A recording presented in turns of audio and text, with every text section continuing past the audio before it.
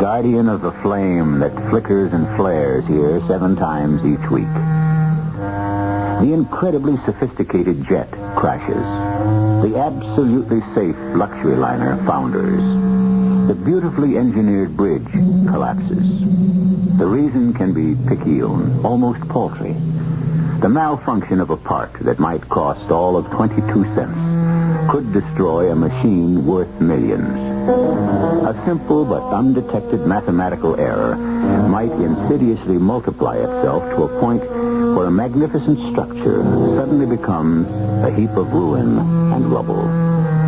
Or perhaps what we're talking about is beyond science. Our mystery drama, Fireball, was written especially for the Mystery Theater by Sam Dan and stars Kim Hunter. It is sponsored in part by Buick Motor Division. I'll be back shortly with Act 1.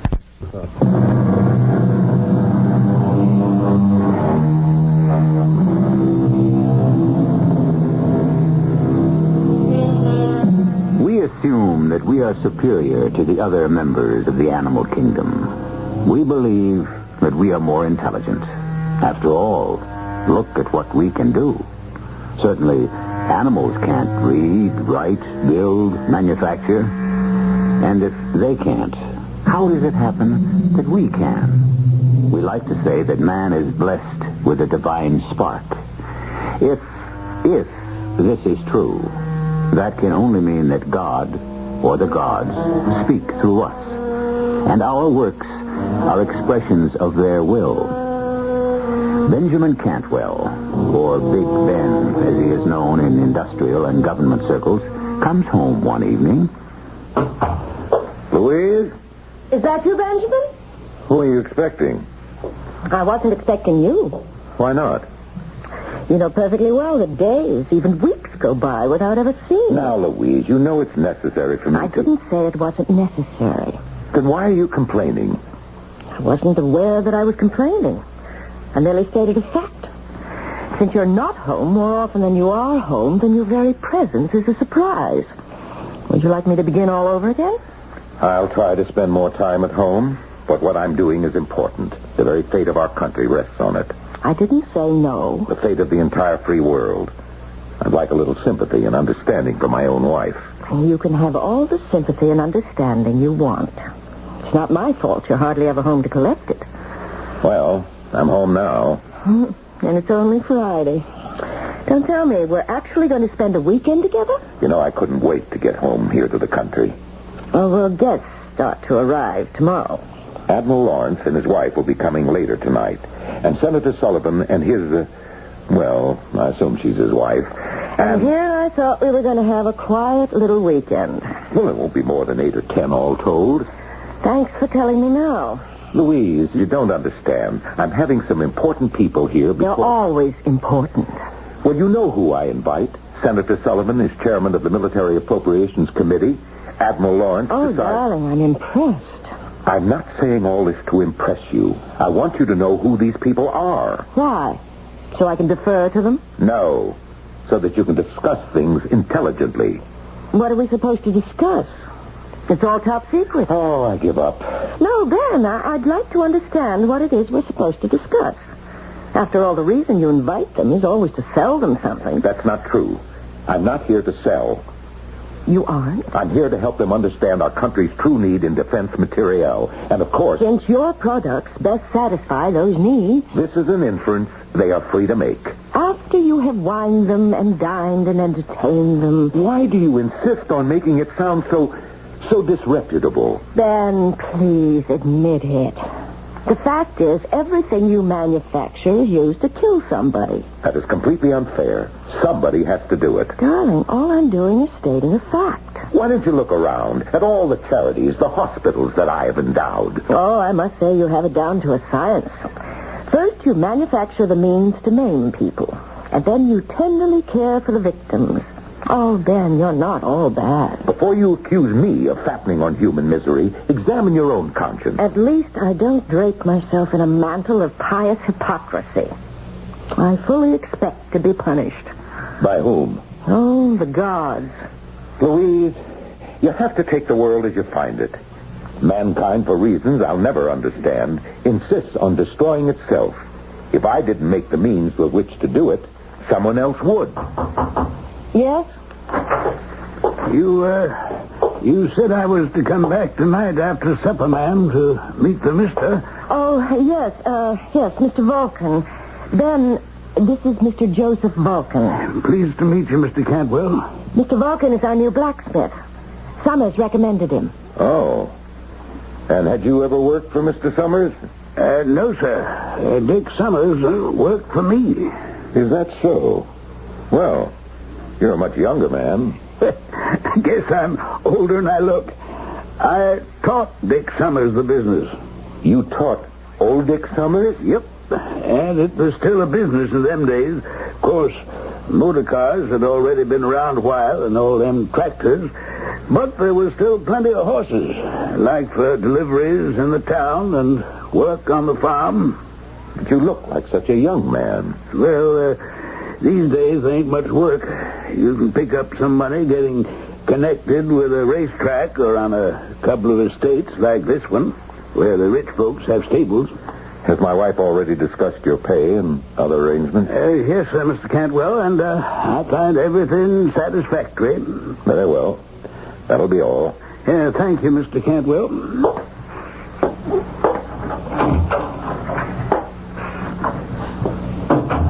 Louise? Yes? I want you to fire him. Ben, why? I want you to fire him. Well, not unless you tell me why. I can't.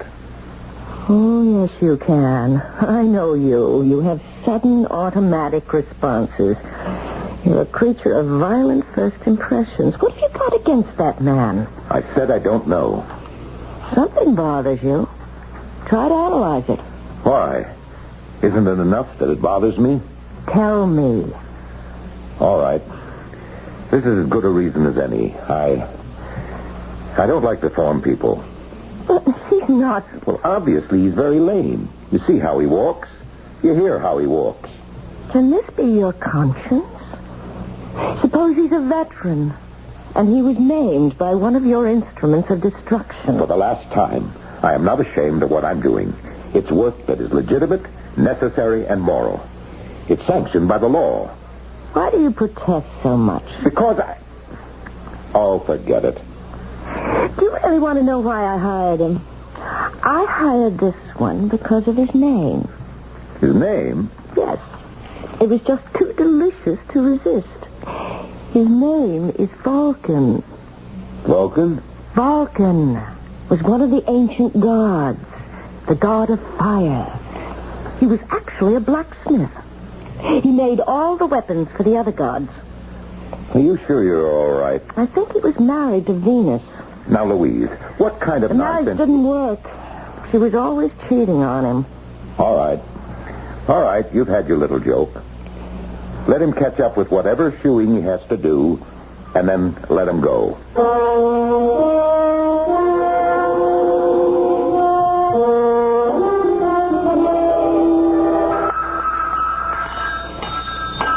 Good morning, Mr. Vulcan. Oh, morning, Miss Cantwell. How long have you been doing this, Mr. Vulcan? Oh, a long time. They've always been smiths. Did you know the ancient god Vulcan was a blacksmith? No, ma'am. I never was much on all them heathen gods. And you never heard of Vulcan? I thought there might be a relationship. No, ma'am. I can't say that I know of any. Mr. Vulcan, may I ask you a question? Well, you go right ahead, ma'am. How did you happen to become lame? Oh, I don't know. You don't? No, ma'am. Oh, I'm sorry. I didn't mean to pry. It's all right, ma'am. I understand my father dropped me when I was a small baby or something like that. Mr. Cantwell, as you may know, has endowed a great many hospitals and medical research centers. Oh, I've made the rounds of all of them, ma'am, and the verdict is this is how I have to be for the rest of my life. Well, if there's a breakthrough somehow, then you will be able to benefit. We'll see to that. Oh, thank you.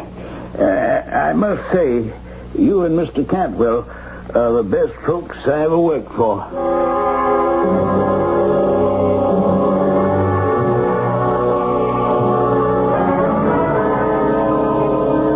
Did you fire that blacksmith? That, what's his name, Vulcan? Joe Vulcan? No. No, but I thought we agreed. We didn't agree. You merely suggested it.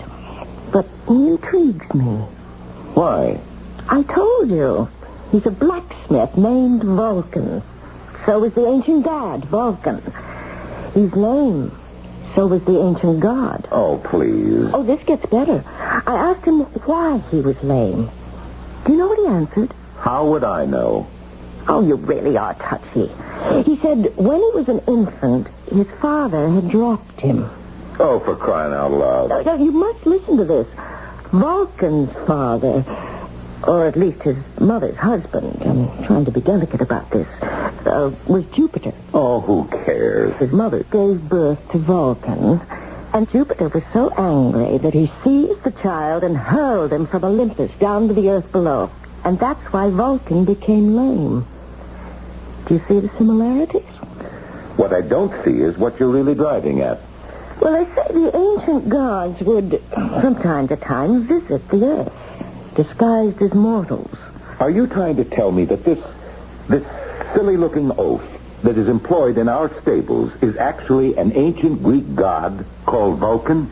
His Roman name was Vulcan. His Greek name was Hephaestus. All right. Quit trying to prove how smart you are. Just answer one question. If it's true, what is he doing here working for us, this god of yours? With very few exceptions. A visit from the gods usually meant a great deal of trouble for the people he called on. What kind of trouble? I just hope we never find out. The hard way.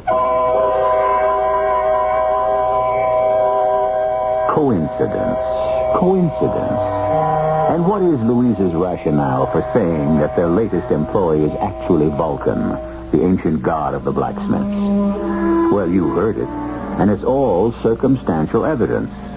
And you know what the philosopher said about that, don't you? Some circumstantial evidence is very strong, like when you find a trout in the milk. What will we find in Act 2?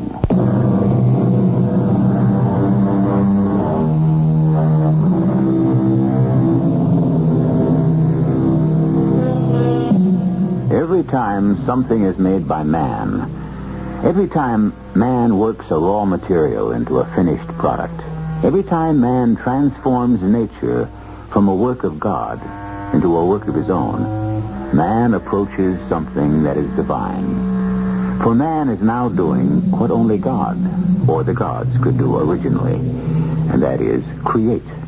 However, sometimes man being man, and nothing really more, lets all of this creativity get out of hand. I thought the weekend went rather well. Did you? And I must compliment you, Louise. You were a superb hostess. Tell me, did you sell the Fireball? What did you say? I said, did you sell the Fireball? Don't ever mention that word. Nowhere. To no one. It's top secret. Really? How did you find out? How did I find out? There were these papers lying on top of the dresser. Oh. Well, that's inexcusable. You have to read those papers somewhere. If I'm that absent-minded, it means I'd better not take papers home anymore. Besides, you talk in your sleep. Then I'll have to sleep alone. No sacrifice is too great to make for your country. Tell me, what did you learn about that weapon whose name you must never mention? That it's called unmentionable because you merely hang it in the sky over an enemy city and poof, the whole place is burned to cinders in minutes. Louise, you must never breathe a I suppose you're proud of yourself, aren't you? Louise, I will not get into this argument again. Would you rather other countries had it and we didn't? Oh, why don't we chuck the whole thing, Ben, and just enjoy life from now on? It's easy enough for you to say that, but I have responsibilities. You are now going to give me what I have classified as speech number 16B. Louise, listen to me. We have just developed the thing in the lab.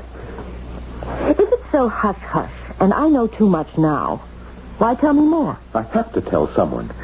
We can do it. We can make this thing, but we don't know why. What do you mean?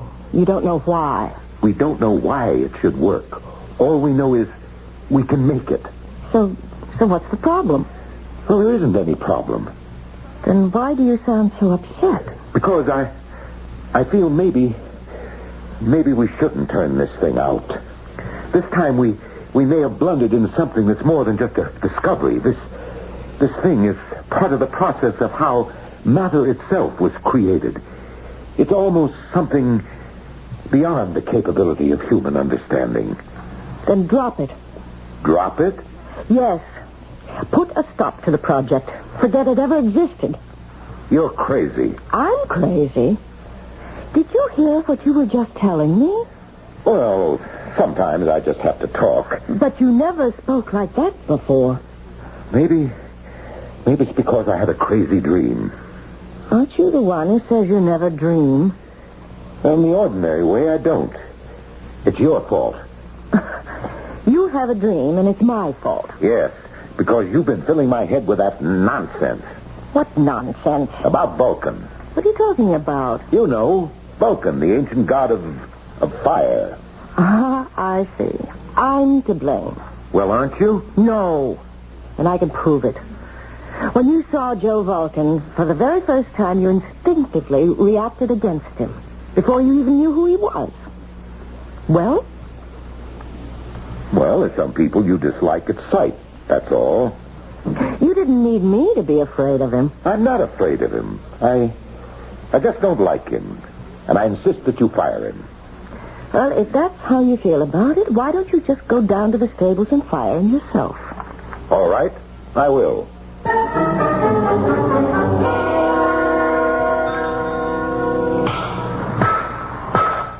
Oh, morning, Mr. Cantwell. Vulcan, I'm going to have to let you go. Yes, sir, Mr. Cantwell. When do you want me to leave? Well, I want you to finish up around here. Take 2 or 3 weeks. Yes, sir. Vulcan, I don't want you to feel badly. No, sir. It's nothing personal. You can see that for yourself. We don't require a full-time blacksmith. That's true. And if you need references for your next job... I don't think there's going to be another job. Oh, don't say that.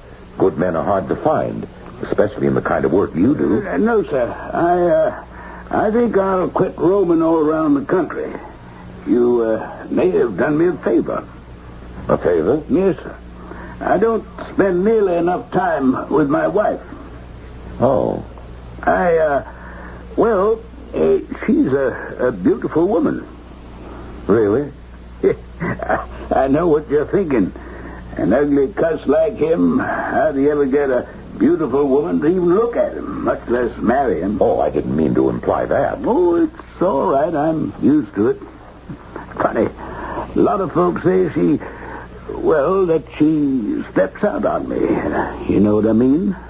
But even if it's true, it's my fault. What do you mean? Because I'm also being untrue to her. Oh? Oh, not in that way. But I'm still cheating on her. How?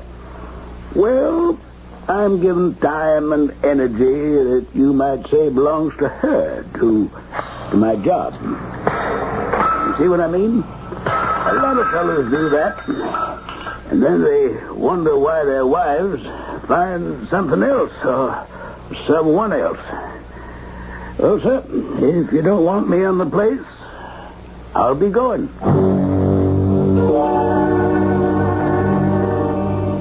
So you did it.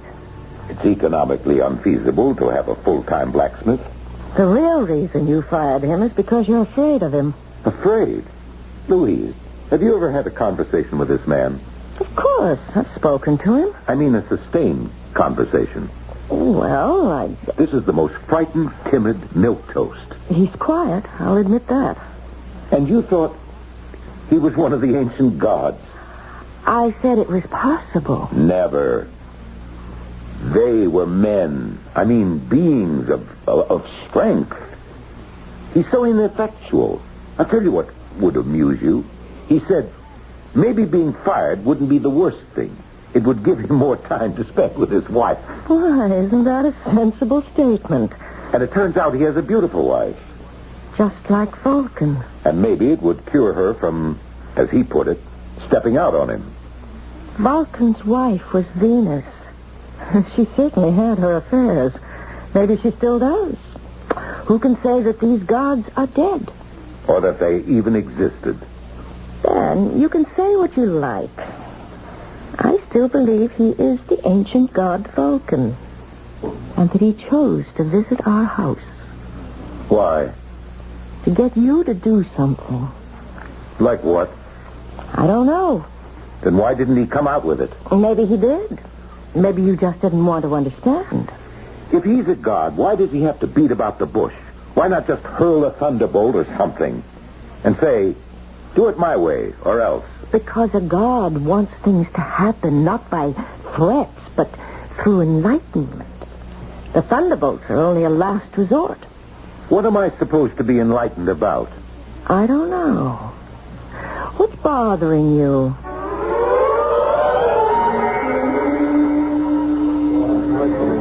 Hello, Senator. Sit down. Morning, Ben. I'm sorry to be late. Oh, it's all right. Our starting time is whenever we decide to show up at the first tee. Well, shall we order? No, I'm on the diet. Say, that's a pretty big spread on you in the Post. I was afraid of that. They go all the way back to the 30s to find a phrase to describe me. Merchant of death. Actually, it's a rather philosophical article. Philosophy? In the Post? Well, as a matter of fact, the writer calls you Vulcan. Vulcan? Yeah, you know, the ancient god of fire. Where does he come off with? Well, he calls you the modern god of fire. You must admit there's a basis for it. A basis? Well, you're perfecting a thing for us, and it's almost supernatural. Is this Senator Sullivan talking? Oh, come on, Dan. Whatever happened to your sense of humor? I'm too busy to have one. They even write that you run the risk of being punished for hubris. You just lost me. Well, hubris is a kind of defiance of the gods. You know, by taking unto oneself one of their attributes, by challenging them in their own speciality. Is that a fact? Oh, yes. There was a girl named Arachne in ancient Greece. Now, she claimed she was the finest weaver in the world. This annoyed the goddess Athena no end. I can't believe this conversation. Well, you see, Athena held a distinction for herself. So, poor Arachne, for her hubris, was punished. Now, do you know how? I can't even begin to imagine. She was turned into a spider. Am I going to be turned into a spider, too? Well, you haven't annoyed Athena. Your problem is with Vulcan. Oh, I see. And since you've set yourself up as a master of fire, he just might decide to have at you that way. Need I tell you, I am terrified. Oh, and also on personal level, you may have affronted him. What did I do now? Well, he was married to the most beautiful of all women, Venus, and your wife... Oh, come on. She's a good-looking woman, but... No, don't say that. Louise is beautiful. You know what I think? You're trying to psych me.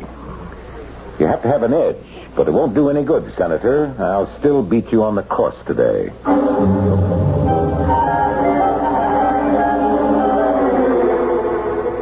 Let's see. This marks the third night in a row that you're home. How do I win?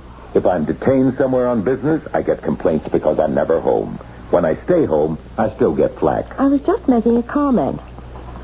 Did you read that article about me in the Post? Oh, I didn't want to mention it because I know those things annoy you. I had my secretary clip it out for me, and I've got it right here. The vengeance of Vulcan. It's stated as a question. What annoys me is that they're factually inaccurate. Oh? You see, Vulcan, assuming there's a basis for this nonsense, Vulcan doesn't have a vengeful bone in his body. He was the kindliest of all the gods. He wasn't jealous of anyone. He didn't mind what anyone did to him or said about him.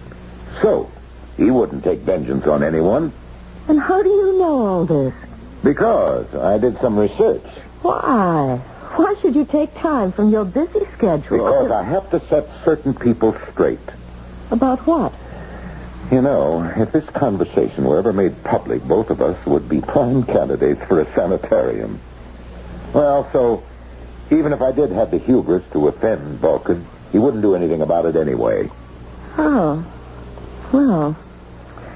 Now, do you feel better? Who says I'm feeling badly to begin with? Oh, I'll get it. No, I'm right here.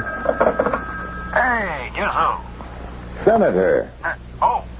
Hello, Ben. I'd know your voice anywhere. Ben, I just called to let you know that you can expect to have clear sailing in the Senate committee tomorrow. That's great. Yes. Well, I thought you'd like to hear that. I certainly do appreciate it. Yeah, well, I'm glad. Goodbye, Ben. Goodbye. That's funny. What is? The senator. He called to tell me about the committee hearings. Well, doesn't he usually? Except this morning at the club. I told him I'd be out of town. Maybe he forgot. He hasn't forgotten anything since the day he was born. No, he thought I wouldn't be home tonight. And that's why he called.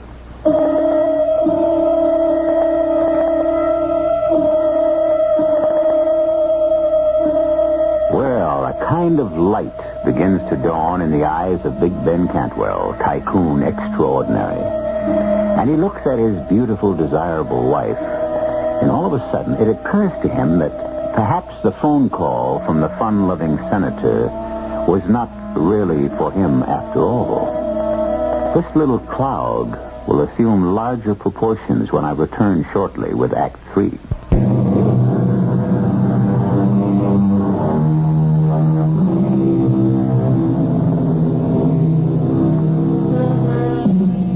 Are we playthings of the gods? Probably. How else can you explain the absolute madness of the world we live in? There was an ancient god named Vulcan, god of the forge and flame. And like his fellows, he likes to walk the earth. That is, according to legend. Well, don't laugh at legends. You can never tell when you might need one. It's quite possible Senator Sullivan wasn't calling me at all. Oh, really? He may have been calling you. Me? Whatever for? What reason does he have to call any woman? I wouldn't know. Louise, what is there between you and the senator? I consider that question an insult. Are you part of the senator's collection? Another scalp that hangs from his belt? Another notch on his gun? I'm afraid you'll have to remain forever in suspense. Is this why I get such favorable treatment from the committee? Now, you listen to me, Louise. You listen to me, Ben. For 15 years, we've been little more than strangers. That's not true. How often have we seen each other? I've been busy. And I've been busy, too. With what? With whom? I don't think that's your business. You're my wife, and I'm your husband. It's been a long time since we took those roles seriously. What is there between you and Senator Sullivan? Why don't you ask him? I will.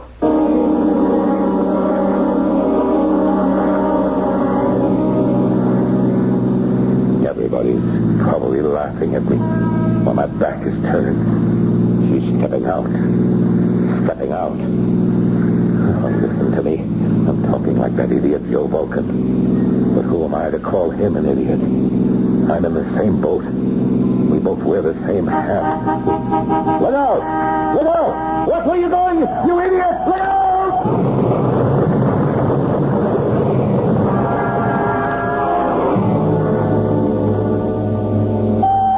It was a miracle, Louise.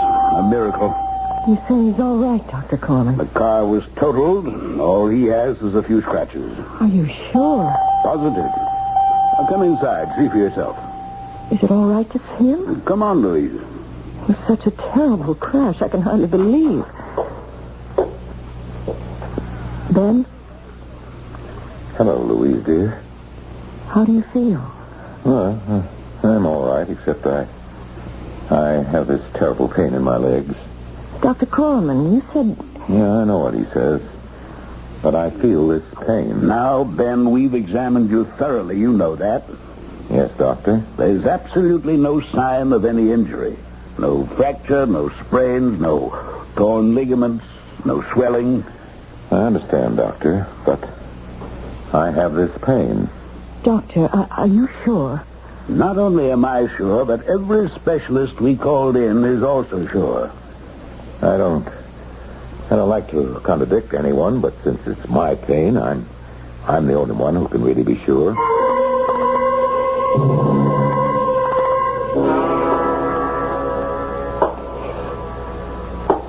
Louise. Ben. I'm home. It was a very busy day. Ben, I think we should have this out. Why do you limp? Why? Well, it should be obvious. My legs hurt. But the doctors say The doctors are simply mistaken. But Ben...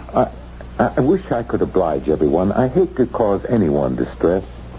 Ben, what are you talking about? Yeah, well, it's just that my work itself is so turbulent. It deals with elemental forces that, well, I like my personal affairs to be calm, peaceful. What has come over you, Ben? I don't know what you're talking about. Nothing's come over me. What kind of a game are you trying to play with me? Game? Look, when you got into your car and you decided to confront Senator Sullivan that night... I don't think we have to talk about that. Oh, we do. I admit that he and I had seen each other a few times, but... Louise, dear, please. I don't wish to discuss this. It isn't necessary. But Ben... If you'll excuse me, Where are you going? To the forge. The forge? Yes, you know, the factory. Don't go. What is it? You called it the forge. Of course. Why? I'll tell you why. Because that's what Vulcan called his workshop. Vulcan? Yes, Vulcan. Now I know what's happened. You actually believe you're Vulcan. Now, why would I want to do a thing like that? You've affected his limp. My feet hurt. Ever since that accident. And you can even accept the fact that your wife might be having an affair. Is that who you want to be? Is that what you want to be, Vulcan? Louise, darling, maybe you'd better see Dr. Corman. If you want to be a god, be a Jupiter, an Apollo. You're not well, and I wish I knew what was making you so unhappy. Look, I don't want to be married to Vulcan. Vulcan? Whatever makes you think that? You're married to me. You're married to Ben Cantwell. But you're not Ben Cantwell any longer.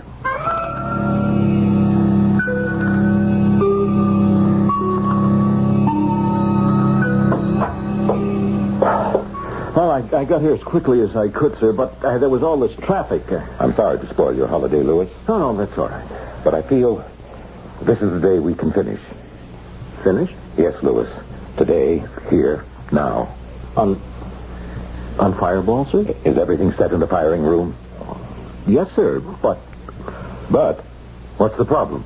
Oh, I thought we'd agreed to abandon the project. Why? Because it was really beyond our capability, our human capability to control. The final formula, there is no known mathematics to express it.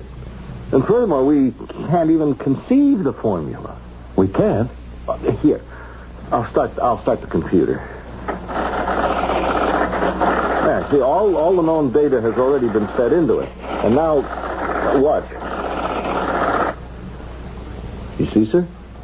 Suddenly the computer stops. Well, don't worry about it. Don't worry about it. Now, we're committed to deliver this weapon to the armed forces. But only if experimentally we could... We can. But I don't see how. Start to build up the temperatures in the firing room. What formulas are you... I don't need a formula. Do as I tell you, Louis.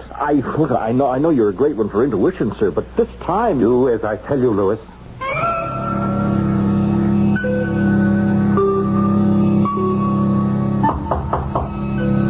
come in? Afternoon, Miss Cantwell. Oh, it's you, Mr. Vulcan. Yes, ma'am. Mr. Cantwell said to take a couple of 3 weeks to get all the work done around the stables.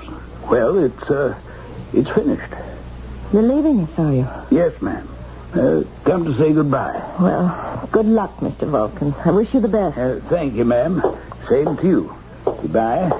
Wait. Well, what is it, ma'am? Who are you? Well, I'm just Joe Vulcan. That's not true.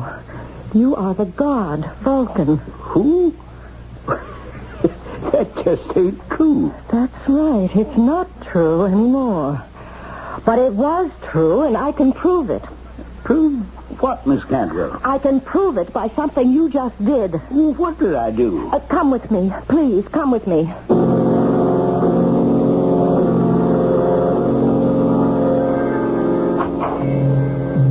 Ben.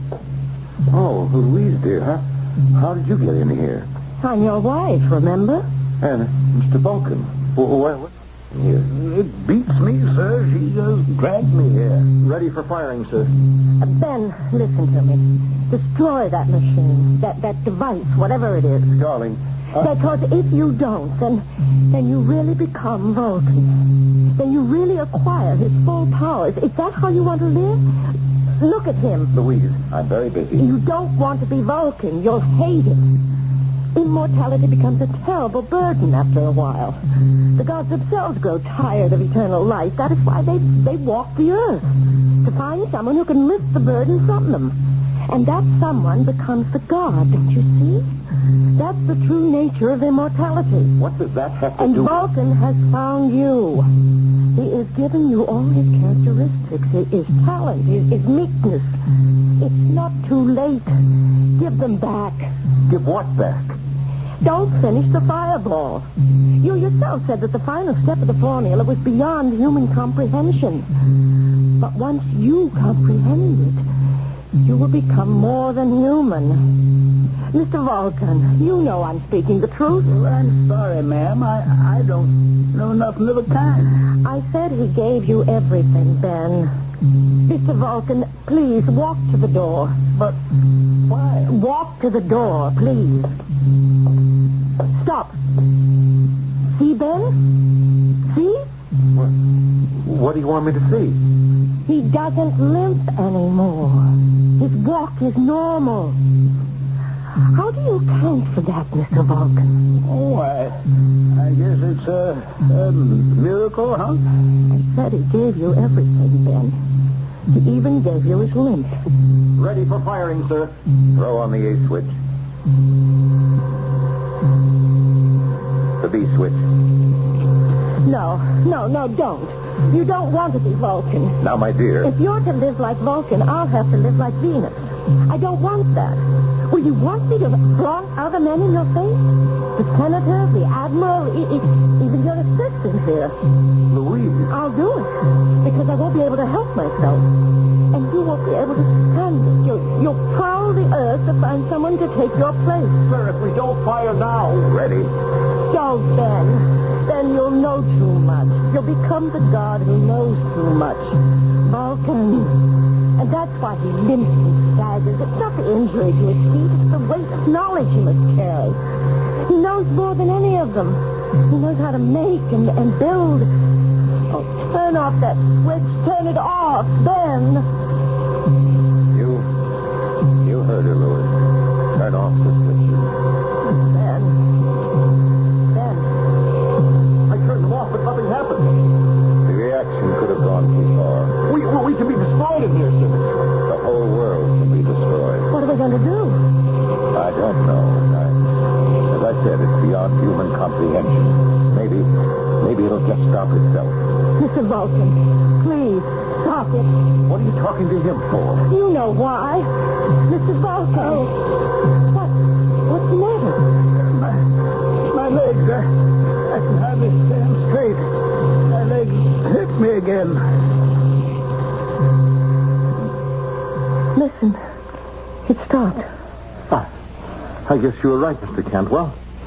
It just stopped by itself. We could never understand it. Thank you, Mr. Vulcan.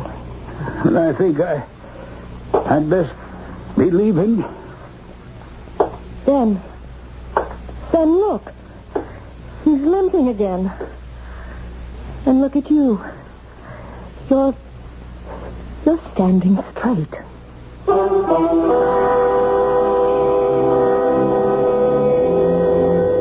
Take it any way you like.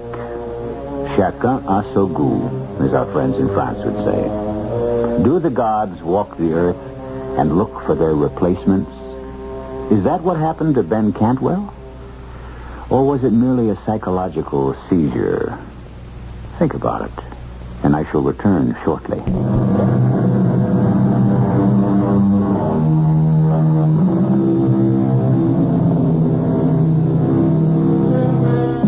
The gap narrows. Our ancestors looked upon the gods as supernatural beings who knew everything. But now, we are starting to do what only the gods themselves could do. Little by little, we seem to be stripping the veil away from all the mysteries of life and death. And so, some say, the gap narrows. But is this also human frailty? Outward appearances to the contrary notwithstanding, is the gap really widening? In any event, let there be no gap at all between you and us here, 7 times each week. Our cast included Kim Hunter, Hugh Marlowe, Earl Hammond, and Guy Sorrell. The entire production was under the direction of Hyman Brown. This is E.G. Marshall inviting you to return to our Mystery Theater for another adventure in the macabre. Until next time, pleasant dreams.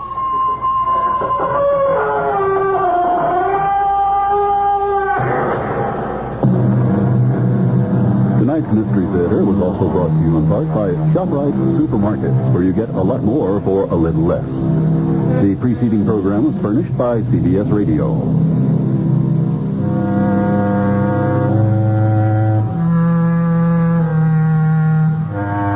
Your dial is set for news with John Scott reporting at 8 o'clock.